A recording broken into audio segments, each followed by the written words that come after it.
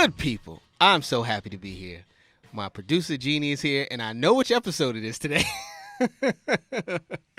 Welcome to True Prescription episode number 49. Today we have I have the pleasure, and you have the pleasure of listening to my guest, Todd Herman. Hey, Todd. My man, it's good to be here. Absolutely. And by the way, everybody, he just looked at his hand to see what episode number this was, because this is the truth prescription. It's the truth. Got to tell the truth. Todd is from Western Canada. He's a high-performance coach and, most importantly, practitioner, which means he practices what he preaches. Mm-hmm. He's not just one of these research guys pulling figures out of his ass and then throwing it on paper and having us read it. He lives here in NYC with his wife and his 3 young children, Molly, Sophie, and Charlie. And one thing about him that I liked immediately when I read it, I said he's perfect for the show, that he is bullshit intolerant. Yeah. And on the Truth Prescription, we are bullshit intolerant as well. So, how you doing today? Fantastic. Rainy day in NYC. But I was hoping we were going to do the entire episode in our radio voices. Oh, everybody. yes. There you go. I don't know if they could handle that, No. but I do put the radio voice on when we do yes or BS later. Perfect. I'll respond. I'll respond in my best radio voice then for you too. Thank you, Todd. I appreciate that. So for my new listeners, my old listeners know this, but I'll just repeat. The premise of the show is that all successful people, no matter their industry, have had to go with and deal with certain truths. Mm-hmm. And it's only when we confront those truths, not run from them, can we ultimately break through and be successful. So Todd, yep, you've got a lot in your history and your background, yep, both personally and professionally. I'm sure you could draw from. Yep. Oh, before we get into that, I'm just going to say this quickly. We'll get back into it. But Todd's new book, The Alter Ego, is out on Amazon, Barnes & Nobles, and bookstores everywhere. We'll talk a little bit more about the book, but make sure you check it out. So, personal, professional, which one do you want to do first? Let's do personal first. Okay, so a personal truth, something that you went through. Tell us a story. Yep. You're a great communicator, great Mm-hmm. storyteller. Take us through a scenario where there was a truth that you were ignoring, once you realized you were ignoring it, then you ultimately said, you know what, I'm going to deal with this, and then you broke through to the other side. Yeah, well, this one's a recent one. Goes back many years, but so when I was, like you had said before, I'm from Western Canada. Grew up on a big farm and ranch outside of Medicine Hat, Alberta. Wow. In middle of nowhere, truly. 6,000 acres. Actually, my mom corrected me recently. She said, Todd, it was 10,000 acres, by the way. Wow. Okay. Thanks, Mom. So, I under-promised on that one. But so I grew up in big farm and ranch, and I had 2 older brothers, younger sister, and I didn't have as much of an affinity towards, being a farmer as my older brothers did. And I always kind of felt like not really a fish out of water, but I always had this big aspiration of going off and, living in a big city. But I loved being around people. I'm a massive extrovert, but gregarious and stuff. And so anytime summer rolled around, whatever I could do to get off the farm and go and hang out with other people, I would jump at it. So I would go away to like different camps, many camps as I could. And, if I'd go to a church camp one weekend, I'd be a Catholic. Next weekend, I'd be Presbyterian. The next week, I'd be whatever was there, I'd go be it. And so when I was 12, I went off to a church camp. And unfortunately, over the course of a couple of days, I was sexually assaulted by a couple of men. Wow. And didn't deal with it. I actually came home from that. Ruined me on the inside. And came home from that, and actually I dropped my bag off at the front door, walked towards, we had this new pool that just got put in the backyard, and I walked to the backyard, grabbed my swim trunks from the, I find it actually strange that I put on swim trunks to go do this, but I went and I jumped in the pool and I tried to drown myself. Yeah. Because I didn't want anybody to find out. Sure. And then, that kind of successive experience, multiple kind of suicide attempts throughout my life. Yeah.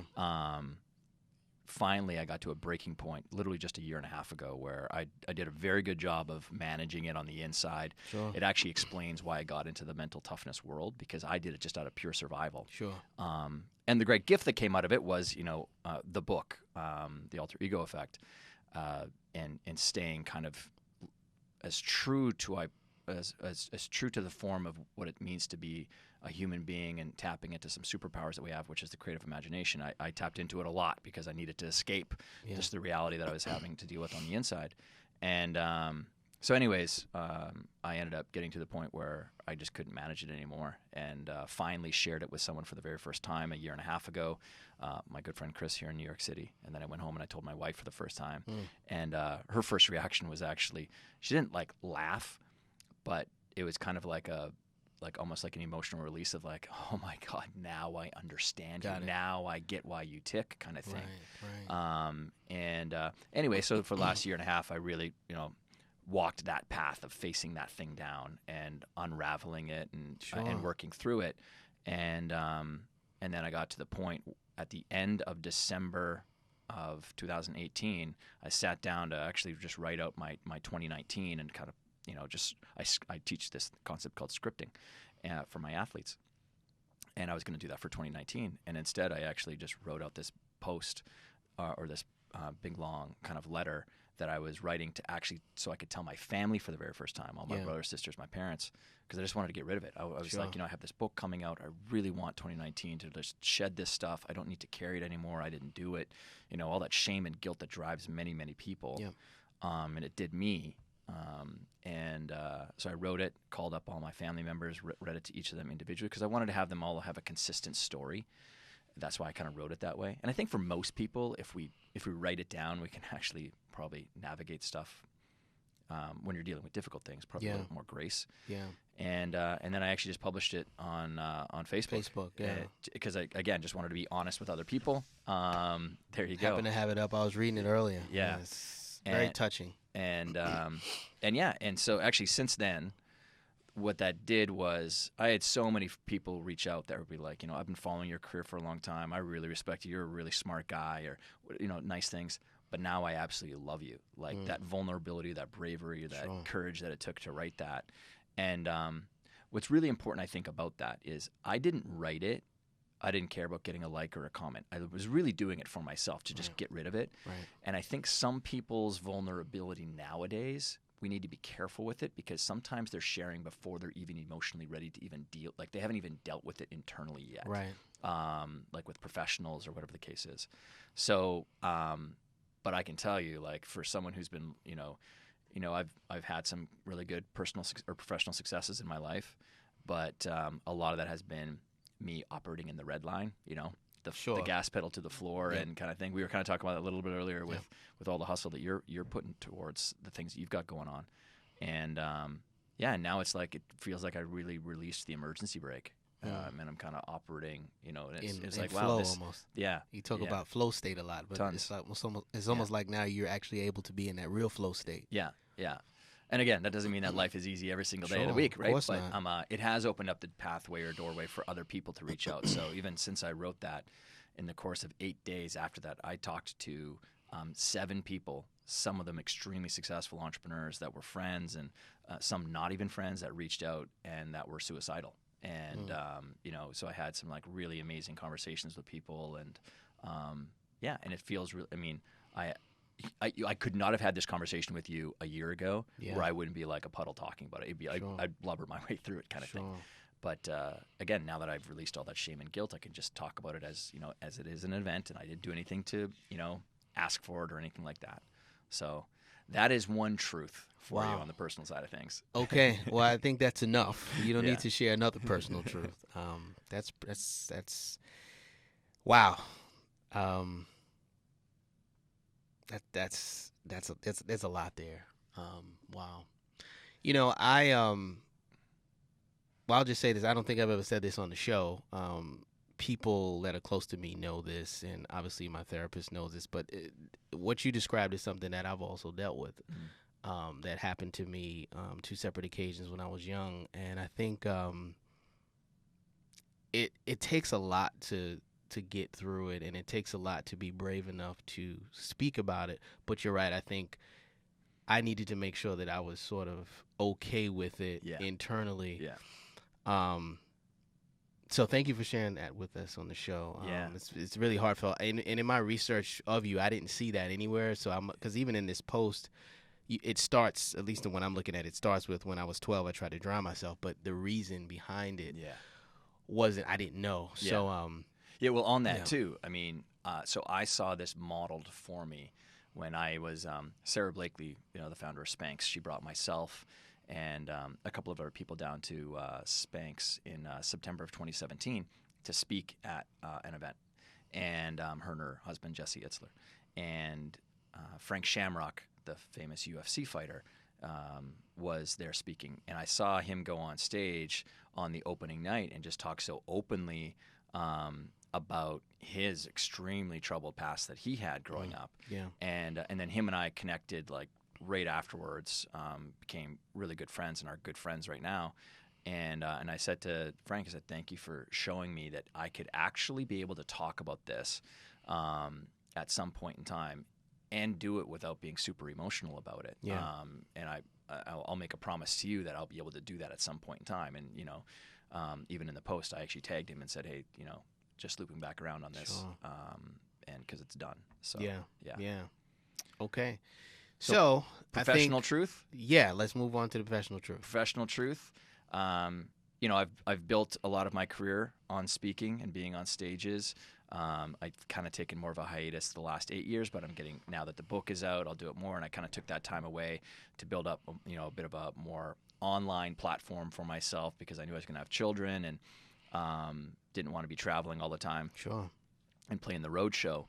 But when I was younger, I was speaking at an event in Las Vegas. It was a big leadership event for student council, Greek societies, and it was a leadership type event. And so I'm standing on stage and I'm talking about the importance of a first impression, and how to kind of really engineer that so that you get the best result possible, so that you can perform and everything. So I'm about 5 minutes left before I'm going to wrap up. And there's a big screen TV, a couple of them, and I kind of catch myself on the big screen TV, and I notice that I have my fly wide open. And I'm standing there talking to people about a first impression, and awesome. And I got this fly open. Now, luckily, I played football at a high level. I played college football, had scholarships. I was a national badminton player, and sport is a big part of my life. And anyone who's around sport, when you're in the locker room, there's a lot of trash talk that happens. Sure. So me being a bit outgoing, I was not one to shy away from the veterans if they were throwing some barbs my way. Right. So I kind of developed some chops around thinking quickly, and I just said to everyone, now, just to wrap up, I know that a lot of you have been sitting here listening to me talk about the value of a first impression. And you might have been nudging the people around you and dismissing everything that I said because I've been standing up here the entire time with my fly down. And I wanted The room exploded. Yeah, and everyone was like, whoa, that's so meta. And I was like, this is a perfect example of, you probably were dismissing away a lot of my stuff, or you're ignoring it, but you just, anyway, I kind of just wrapped it up perfectly for them. Right. It was a huge standing ovation. But in my head, I'm like, oh my God, thank God you know how to think quickly on your feet. This is just an embarrassing moment for you. Well, you talked about how like a lot of that was, growing up with brothers who were, although stronger than you, you developed a wit, and you could sort of, battle them wit-wise. They could beat me up physically, but I would go at them mentally. Right. And I called it lobbing mental grenades. Right. And at some point in time later in the day, I'd pull the pin, which would cause an explosion of just anger or rage in them, and I would get a kick out of it. So in that story, was the truth that you realized that you had that wit? It was something that maybe you didn't. You didn't. Oh, the truth was actually just me sharing the fact that I can do some pretty stupid things sometimes. Really, I am apparently not a professional fly zipper upper. Right. But no, it was a recognition as well that that I do have that ability to think quickly, which ends up helping me be a good advisor, coach with people. But also you have to be cautious with it too, because just because you can give advice in the moment doesn't mean it's the right advice. And I had a mentor that really helped me understand that. Harvey Dorfman? It was Harvey. Just the value of saying, you know what, let me get back to you on that. Let me think about it. And I have had so many clients tell me that they feel so much more safety around me and my advice because they know that I am going to honor the question, the problem, the issue that they have, and really think and noodle on it, because I will loop back around, whether it's a day later or 2 days later. And I mean, and through that process, I don't want to leave people hanging. And so if I don't have the answer yet, I'll text you tomorrow and say, hey, just want to let you know I'm still noodling on the right kind of response to this, challenge that we're kind of facing down together kind of thing. Okay. And I think if people operated that way more, we'd probably be getting better advice from people as well, instead of just everyone wants to, like, again, it's that kind of fast food world we live in. You gotta have advice right now. Got to comment right now. I'm in a state of emotional rage. I got to comment on that post right now. It's like State of emotional rage. Let's just take a little breather here. Do you think that sometimes you know the answer, but people are not ready to hear it, and that's a reason to hold back? Somebody says, what do you think about such and such? And you know the answer, but you think maybe they're not ready at this moment. Oh, then I'll challenge them on that then. So I'll say, I kind of use that framework of, interested and committed. And I'd say, so, John, do you actually want to know the answer? Like, are you ready for the answer? Because that's really important. Because for me, interest and commitment are very, very different, ends of the bandwidth, right? So someone can be interested in a book, they pick up the book, they're interested in the idea, they flip through, the author says, do this exercise, answer this question, like, and someone who's interested goes, yeah, I'm going to come back to that, and that's going to come back to that. I want to get the whole book, and then I'll come back and answer the questions. And then they get to the end of the book, and they're like, oh, that was a really good book, and then they recommend it off to other people, and they move on. And now they've just accumulated some knowledge. But someone who's committed to the idea of what the book represents will get to the end of the chapter, and they'll stop, and they'll actually answer those questions. It's a completely different mindset. And that's why, for me, being around such high-performing elite athletes or executives and professionals, there's really not that much difference between how they operate and what they're doing. It's the doing. Yeah. But it is their mindsets and the paradigms that they live and act through. And they're very much a commitment-focused group of people. Yeah. And they keep it very, very much on a straight line that way, and don't try to overwhelm themselves with whatever their vocation might be. I heard you in an interview talk about Mark Zuckerberg and how their single focus, and at that time when you talked to him, was getting more subscribers, and that's all he was focused on, that one thing. Yeah. And I think it's a gift and a curse. It's a good and a bad thing, because they've achieved that. Sure. It's funny. I was thinking, even for this podcast, could that be our focus? And then I've also heard some bad things about Facebook, about how they've done some things that were maybe not scrupulous to business owners. Sure. In the pursuit of getting more followers. Yeah. So I think your focus has to be a focus, but also with some boundaries in terms of you don't want to cheat people. You know. So I'll say this, that I'd say most people are. They live in blissful ignorance about what it really takes sometimes to get to the, like, I've worked with some of the biggest oil companies on the planet. There are some unscrupulous things that they'll do in other countries in order to secure the oil rights of some land, right? And so there's a lot of people who love to throw around the quotes of Steve Jobs about hustle and, like, success and all that. And I'm like, most people don't have that level of ambition. Sure. And by the way, that doesn't mean that you're not as successful just because you don't have that level, right? Because it's not that his level of ambition is better than someone else's.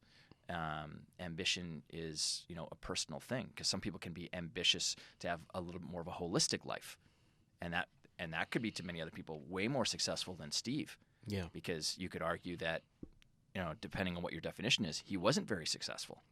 Well, he's not here anymore, so yeah. Yeah. Well. And or other really successful entrepreneurs. But the idea that people have that, if every single business always operated with extraordinary values and fairness and everything, it's a lovely idea. And again, I'm not gonna. Could we possibly get there as a race or as a group of people on the planet? That'd be amazing. But right now, it doesn't kind of work that way. Okay. So okay. I get it. Yeah. Okay. Let's jump into some questions. You ready? Let's do it. All right. Tell me about the Leadership and Skills Development Program. Sort of give us an overarching view. And in your estimation, I mean, you kind of talked about it a little bit. You have people that are interested and people that are committed. Who do you think could benefit from it, from the Leadership and Skills Development Program? Well, that one that you're talking about is a program that was born out of the work that I do with athletes on helping them perform. And what we would do is we would take a look at all the skills that they're focused on, or that they need in order to succeed in their sport. And it's like, okay, well, in the next 90 days, which one, if we worked on it and just focused only on that thing, would get you the biggest return on your performance? And oftentimes what people forget when it comes to just a sole focus is that there is a knock-on or a domino effect of actually how it translates into other skills that you don't even realize. So a basketball player is looking at, well, I need to increase, improve my dribbling skills and my speed, and I need to be able to maintain or improve my free throw shooting and my 3-point shooting and my all of this stuff. And it's a really slow climb of skill building because you're pushing all these different rocks up. But if instead what I would do is I'd come in and say, okay, of the group, which one will give you the biggest bang? And oftentimes it would be something that's speed and quickness, because basketball, like hockey and soccer, they're actually the same sport. They're all about, from a strategic level, time and space. The athlete with the most time and space will win. That's why you can have someone who's 5'6", like Lionel Messi, go out on the pitch and dominate, because he knows how to create time and space for himself and other people. So in basketball, time and space, how do you develop that then? Well, it's your speed and quickness, and then possibly that dribbling ability, depending on what position you're at, right? So that's what we would own. All of the practice time that you have available to yourself over the next 90 days, 80% of it we're going to devote to just one skill. And then we're going to use the other 20% just to maintain the other stuff. But if you develop that speed and quickness ability, now it actually improves your shooting ability when you're in a game, because the reason that you can't score when you're in a game is because you don't get these, free shots like you're practicing when you're on your, front driveway, right? So it makes sense. So anyways, when I started getting asked to come in and do a lot more stuff in the corporate world and work with professionals, I just applied that same concept to professionals, because typically we're building skills. And there's a certain set of skills that you need to succeed at your role that you're in. And so that leadership and skill development program, it's called the 90-day year. And it's because the whole, not even the premise, but the proof of it is that you can create a year's worth of results in 90 days because of just the power of that focus. And that muscle of discipline that you're developing. And so in business, it would be, you just talked about Facebook and getting more subscribers. So as a goal for the 90 days, it could be that. It's like, you know what? The focus for our next 90 days is really around working on projects that help us get more subscribers, because projects is how we translate the use of time and resources in business, right? Sure. And most people are working on so many projects that don't align together. They're actually all shooting towards different goals, and then they wonder why they get such slow progress. Well, we were talking about before that really performance is about subtraction. High performance and working with people on peak performance is about deleting, removing, subtracting, not adding more to it. So that's what we do with business owners, is subtract, delete, get them to really focus, align their one goal for the 90 days with a set of projects that are going to hit that goal, and then the activities that you're engaging with daily and weekly that will hit that project and complete those projects quickly. That's great. So anybody that's listening, think about that, right? What project can you do in the next 90 days that's going to help laser focus your vision, really distill it down to what you need to do to move a particular thing forward and whatever it is. All right, awesome. All right. So you grew up on a farm, right? We've been corrected. 10,000 square foot farm, and now you live in New York City. Right. They're seemingly different, but I'm sure you've made some connections. How are they similar? But specifically, how did growing up on a farm sort of shape your vision for yourself? Okay, so how are they similar? There's both amazing people that I'm surrounded by in both areas. There's just way more. I've got more people in my condo apartment complex than in the entire town and surrounding area, going for probably about 20 miles. And so similar is, good people. Similar is both amazing opportunities to develop character and integrity. And I think you're probably tested more in a city because you're around so many. I mean, there's nothing more challenging than people. Human beings are challenging to be around. Yeah. Whereas on the farm, you're challenged by definitely environment. There's a lot of things that are out of your control as a farmer. The things I learned that helped shape me on the farm, definitely the value of work ethic and hard work. Seeing the cycle of life and death at a young age. That's one thing I miss with my kids is they don't see the cycle of life and death at a young age where, we've got, we'd have pigs that would die or like my, those pets that would die. Like you're just surrounded by so many animals and you just get it. And so you're a little bit more anesthetized to the reality of what life is like on a farm that way. And then my dad knew that I was going to be going away and wouldn't come back to the farm. And he's he's a classic farmer, man of few words. But when he said things, they were pretty wise. And we were working in the corrals one day, separating cattle so that we could send them off to some of the different pastures that we had. And we took a break to have a pop soda for all you Americans, depending on where you are. Soda. Yeah. And so we're cracked open our cans of pop, and Dad said to me, he pointed over to his right, and he said, "You see that piece of cow shit over there?" And I said, "Yeah, I see it, Dad." Kind of like confused, and he's like, "Well, you can take a piece of cow shit, wrap it in a red ribbon, but it's still a piece of cow shit." And then he walked away, and all he meant was that you're going to go off and you're going to meet a lot of people, and really look past whatever that veneer is, because that person could just be a piece of shit underneath that 3-piece suit. Absolutely. And so that I've never, ever, ever forgot that.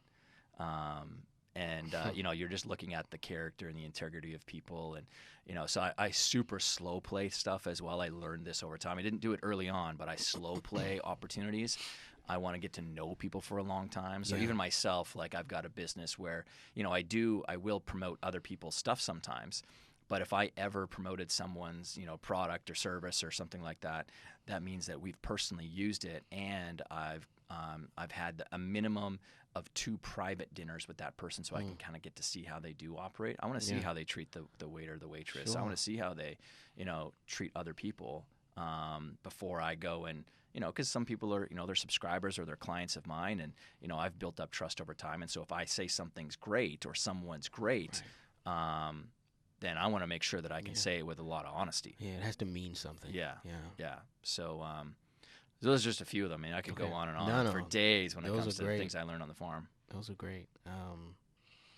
I call that a shit covered donut. Same concept. But yeah, I'm sure we've all, and I'm sure my listeners have all dealt with people who had the shiny suit, but the inside was like terrible.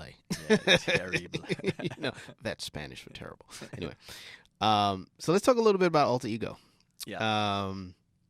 Tell me about the colors, which I love. Yeah. The yellow, the bright yellow, and then tell the listeners a little bit about what the heroic self is. Sure. So my book is actually based on just a fundamental truth of the human psyche, which is we've all used alter egos and personas and secret identities. We played around with them when we were kids, and that was us using that kind of untethered creative imagination that we've got when we're young. And then, over time, we're told to grow up or act your age or whatever. And we start to think that stuff that we did when we were 5, 6, 7 was childish. And adults don't do that stuff anymore. And so we start playing into this role of, using our frontal lobe and reasoning skills and, judgment and that kind of thing more. And we start to dim and mute this real innate superpower that human beings have, which is our creative imagination, our ability to build narrative and story for ourselves. And an alter ego, its root form came from Cicero, the famous Roman statesman and philosopher, known as kind of being probably the most popular and prolific back in 44 BC. And its root form means the other I or trusted friend. And I think anyone who's had some success in life, if you look back on it, there was a large element of like people coming around to help you when that happened, right? Sure. And so we're always looking for great allies and friends to be there for us. Externally. Yeah. But we forget about that other part, that internal part, that internal world. And an alter ego is a fantastic way to bring an ally internally to help you navigate just the natural resistances that some people might have to going out and achieving the things that they want to go and achieve. So it creates this suspension of disbelief. So it's like, man, like I'd love to go and, start acting or play music or, starting, paint or close the sale and, start my business. But, what are other people going to think of me? But that other eye, that trusted friend, if you step into your, the idea of Oprah or Martin Luther King or James Bond or a lion or a bear, a buck, a snake, like Kobe Bryant did with the Black Mamba. Sure. And so many other stories that I share in the book from people throughout history that have used it, that are documented. You actually, because you're acting through that other, using that as a vehicle for the action of your own behaviors. Yeah. And it's actually but it's still the real you. Yeah. Because sometimes we are layered down, just like I was. I mean, that personal trauma that happened to me was really shaping a lot of my behavior. Sure. And I had a tough time sort of believing that I could do certain things. But my alter egos didn't have that. They didn't have that narrative. They didn't have that story. I was acting through them. And I was allowing that sort of core self, that heroic self, to show up out there. And I talk about how in the book that, at the end of the day, when your head is on the pillow, some people can judge themselves for, why didn't I say that? Why didn't I do that? Why didn't I raise my hand? Why didn't I speak up? Why didn't I close the sale when it was obvious that they were that what I had was going to be perfect for them? Why didn't I ask the question in the podcast? But I was so concerned about that person, thinking that I'd be too, and so that creates what I call the trapped self, right? Where it's like, that there's more in you and it's not getting out there. It's like that basketball player at the end of the game who passes the ball off instead of takes the shot, right? Because in the ladder of ascension in his mind, that person is the superstar, not me. No. There is a superstar baked inside of you, right? And this isn't about, faking it till you make it, that whole idea of faking the behavior. Sure. This isn't about like pretending that you're a maxillofacial reconstructive surgeon today so that you can go and do surgery. That's not what it's about. But if there is a maxillofacial reconstructive surgeon and he's been asked to go and do a speech at a local university, he's never done a speech before, and he's passionate about his craft, the last thing I want that dude to do is to be caught up in his own mind worried about what those kids are thinking about him. Am I going to be, am I going to say the right things? And, how do I structure it? No, I want you to free yourself from that narrative. And then you act through whoever your favorite entertainer might be and really just allow that passion to come out so that maybe some other kid gets inspired by what it is that you're talking about. And they go out and become a great maxillofacial reconstructive surgeon. And so, there are so many people. I just have this, fundamental belief about human beings that, no, I think you've got most of the skills already inside of you. They are just somehow, being restricted by the puppet strings of some of the narrative of your past. Sure. And an alter ego has been a proven concept for millennia to help people navigate that. It's also, imagine having a little bit more playfulness with life, right? Yeah. It's already serious enough. Have fun with it. Yeah. And so I just unpacked the science of it inside the book, and it's taken off and it's done quite well. And this is actually what I'm more known for in pro sports and Olympic sport, is building alter egos and secret identities for athletes. Got it. And then also for professionals and executives and entrepreneurs for the last about 8 years. So amazing. Yeah. Go out and get the book. Thank you. That's all I have to say. That is a command. That's a command. Go do it now. It's funny. A lot of times it's a lot easier for us as leaders to tell other people to go out and do things. I had a friend recently who was having some struggle with doing something, and I was just like, stop talking about it. Do it now. Mm-hmm. And he looked at me, and I said, now. Mm-hmm. And he looked at me. But by the same token, I also have struggle. I had a business meeting last week where I had to present something. Yeah. And I was like flipping out for 2 days over this meeting. Now I went and did the meeting. It was fine. But it was like, why am I putting myself through all this? Yeah. And I mean, some of the reason why we can give that advice to other people so easily is because we can see the potential in them. Right. Because we're not tied to the narrative that they've got in their own brain right now. Right. There you go. And so it's easy for us to say, go do it. Yeah. What I'm trying to do is give people in that moment maybe another set of tools and skills that when you say, instead of saying, go do it, which has been pretty much most of the advice that's been given in a lot of self-help books, is like human beings were gifted with this power of willpower, and just do it, make it happen, right? Yeah. And it sounds like it's a nice idea and people accept it, but fundamentally, actually, when people hear it, they're like, do you even understand like what I've been through, or like my own circumstances or situation? Like, there's just natural resistance out there. And so resistance comes from the stuff that's sitting inside of your unconscious. Now, I'm not a skilled therapist. I'm not here to walk people through that. I mean, and I've been poking around between the 6 inches of people's ears for 22 years now. And when I came across, something that was like, a trigger for people, I'm not the one that's skilled to do that. I would refer people off to any one of the 5 to 8 therapists that I've got around me that I can refer them off to their amazing skill. But that doesn't mean you need to go stand on the sidelines and figure yourself out and unpack that and then not continue, because that's not a reality for many people. Right. So with this is like, so to your friend, when you were saying like, man, just go do it, like do it now. Yeah. And so it was like, hey man, what would Jay-Z do? Yeah. Right? That's actually tapping into just one of the ideas of the alter ego, because Sure. you're suspending your own disbelief and you're stepping into that other thought of, well, what would he do right now? Sure. And it's like, man, bring out your inner Jay-Z. Yeah. Go crush that. Smash that, man. Smash it. Yeah. And so I'm giving people again, great. like I say in the book, this isn't me teaching you anything new. I'm definitely, I codified the process because that's what I was hired to do, and it's definitely a systematic approach. But I also remind people, you already know how to do this. You've done this before in your life, or you're actually doing it now, and I'm just giving you the language to understand it internally as well. Okay. Great. Okay. Next question. How are we on time? Okay. What time is it now? 11:53. Okay. Perfect. All right. Yeah. I think we can get through it. Yeah. So quickly, discuss the 5 pillars of business and why they're important. 5 pillars of business. Yeah. So. Do you discuss the 5 pillars in the book, by the way? No. You don't? Okay. No. This is something else. Yeah. Yeah. Go ahead. I'm sorry. Yeah. So when working with business owners and helping them, navigate that, hey, how can I find where that area of focus should be? Because it's one thing to say to people, hey, go focus on getting more subscribers, or, it's being prescriptive.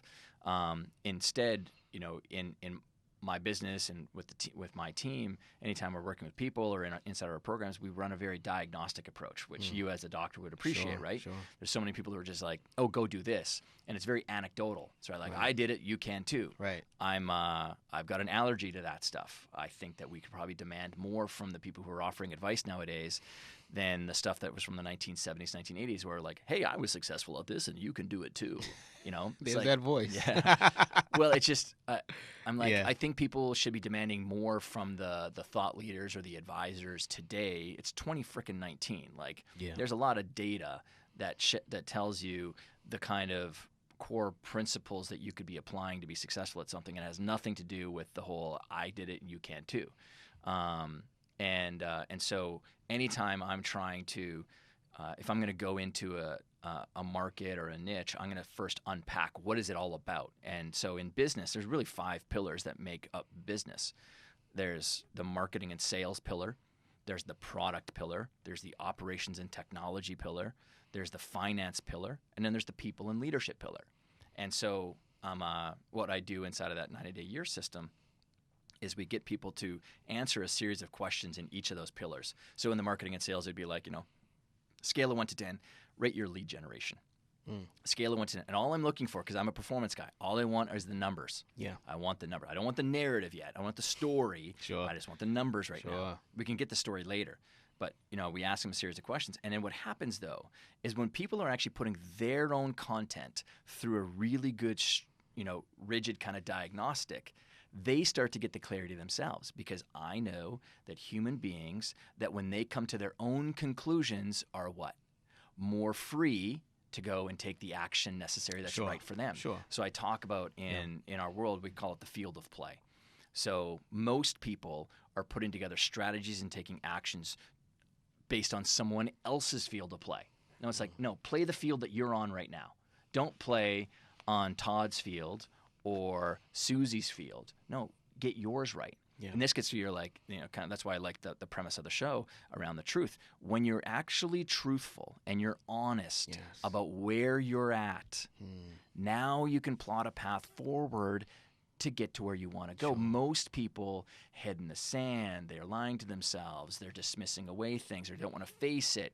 No, like, you know, and not we don't need to go deep on it, but if lead generation right now really sucks for you, then having a bunch of projects right now that are about redoing your product isn't a smart plan. Yeah. Right? Yeah. So focus in on that one thing in the next 90 days because that's the field that you're on, which then graduates you to the next field. So if you really pay attention to autobiographies, which I would encourage people to read more of than most self-help books, because autobiographies or biographies of other people, you actually get the full narrative of the person and all the nuance that's into that. And you kind of, you know, they're taken off of the glossy pedestal that some other writer has, you know, created for them in a chapter of a singular book about successful human beings. And I want the full story of that person.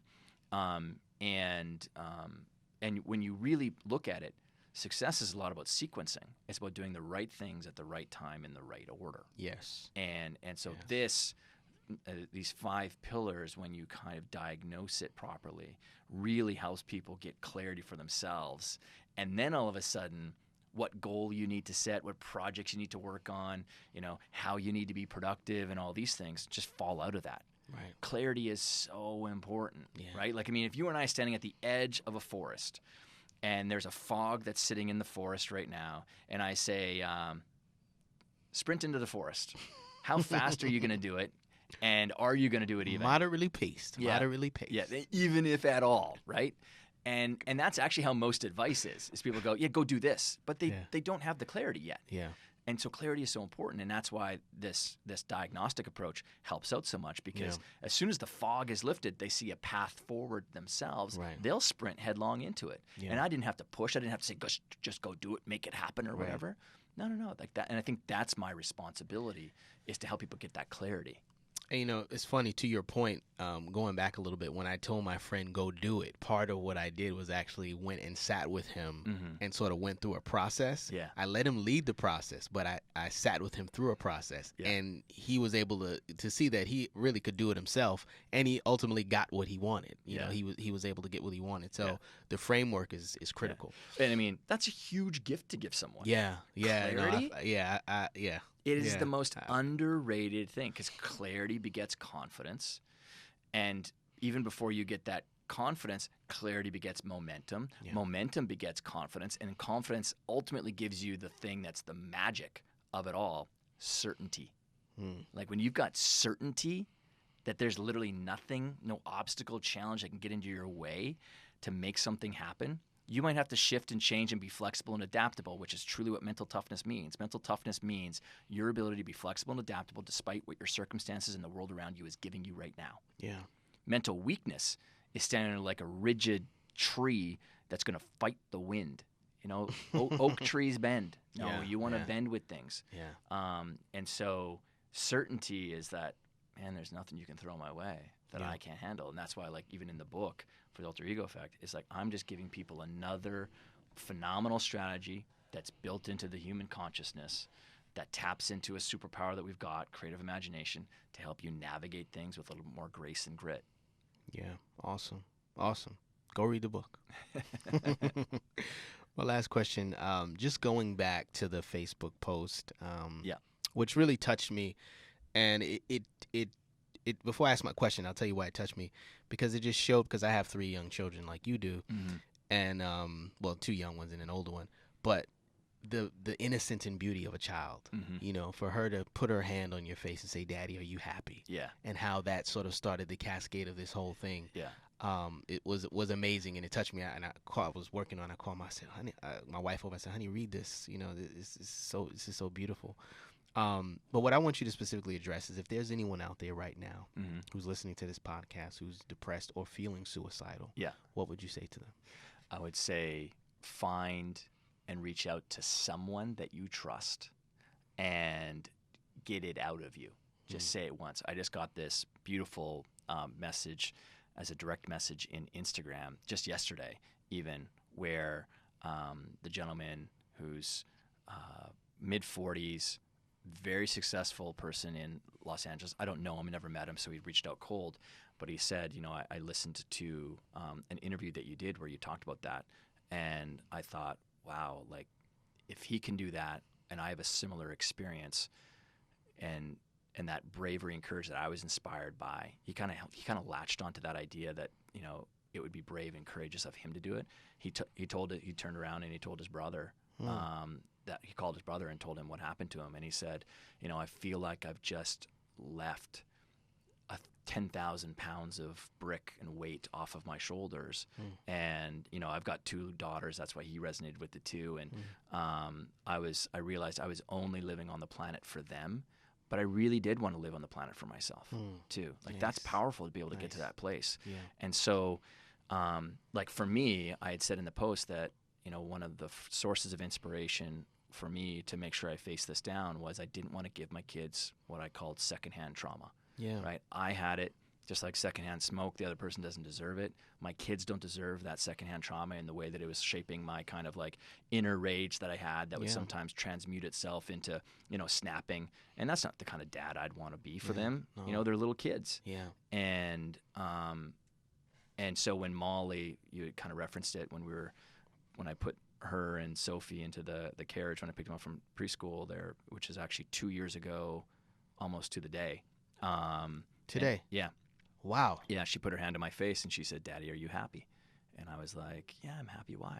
She's like, "Oh, you've been yelling at us a lot lately, and it's making us sad." And I mean, dude, yeah, it tore me up. I was standing in the middle of Chelsea Piers crying. I almost bawled this morning reading that. I was like, good Lord. Yeah. And so my point, getting to your question, is like find someone that you trust. Okay. That's a friend or a family member, and share it with them, and then see where that leads. And I would definitely encourage people to find a professional to talk to them about it, so that you don't need to navigate it on your own. I mean, it's the biggest mistake. It's the thing that if I could beat myself up on something when I was younger, is I had this mentality when I started my business is I wanted to do something. I want to do it on my own. I want to climb the mountain, plant the flag at the top of the mountain, say, I did it. Yes. Yeah. Way to go, Todd. Yeah. And it was such a stupid and slow way of doing something. When you take a look at all the studies that are done on the fulfillment and joy that people have over the course of their life, there's only one common thread, and that is relationships, having close relationships. And, you know, people who say that they've had a fulfilling life or a happy life, whatever, are people who had like really great relationships around them. Yeah. So when I finally came to that conclusion, I was like, I'm always within arm's reach right now when I'm climbing the mountain to a good friend or anybody that can help me. Yeah. And so just to encourage people that start walking, that doesn't make it any easier. I definitely was taking 2 steps back along the way. Yeah. But now that I'm out the other side, I'm just like so grateful for the chance that I've got now to be even a 10x, dad to my kids and, my wife, and then obviously be my own best friend. Yeah. Which is, an amazing feeling to get to finally. I like how you use 10x, a business term of revenue and profit, but being that for your kids. That's beautiful. Yeah. All right. And last thing I'll just say quickly, Todd, said, find a therapist. If you're in a position where you can't afford a therapist, just latch on to the first thing you said, was just tell someone you trust. If you don't have anyone you trust, just write it down, but try to find a way to get it out, because you're holding on to something that's going to destroy you. Yeah. All right. Yes or BS, are you ready? Let's do it. Are you ready? I'm ready. Number 1. Coaching business leaders is more exciting than coaching athletes. It's the same. Okay. Sorry. All good. Number 2. The happiest entrepreneurs are the ones that make the most money. Yes.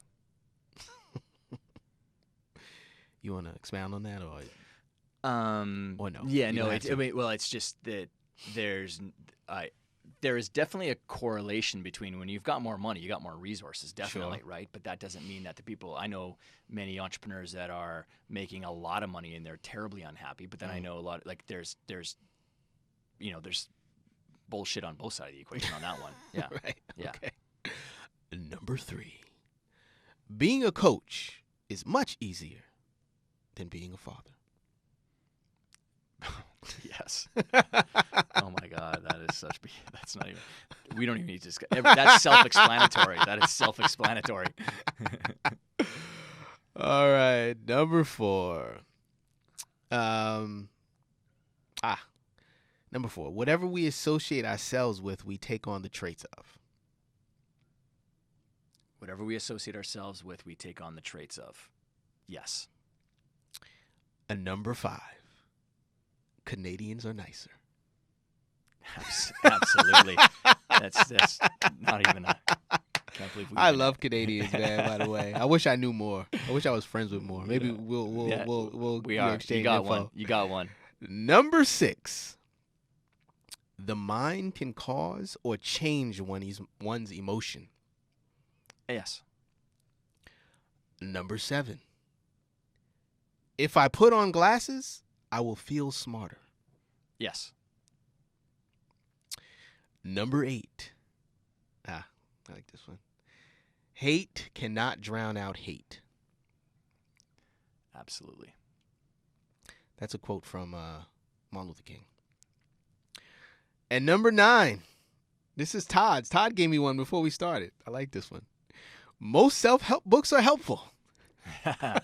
Yes. Yes. That's our next episode. We'll yes, discuss part that. 2. Yeah. Well, we're going to deconstruct all the self-help books and show you how they're actually self-unhelp. Yeah. All right. That was great. Thank you, Todd. Absolutely, man. This was a great conversation. Tell the people how they can reach out to you, connect with you if they're business folk out there that want to get some coaching, training. What can they do? Yeah. My home base on the internet is toddherman.me, and all my kind of social channels, and I kind of share the backstage of life on stuff on Instagram and everywhere else. So toddherman.me is the place to go, and then even for the book, alteregoeffect.com, where people can kind of get the links to all the different places that you can go and buy and watch some more videos if they want to as well. Excellent. All right. Thank you again, Todd. You're a champ. I will sign off as I always do. The truth will set you free if you let it.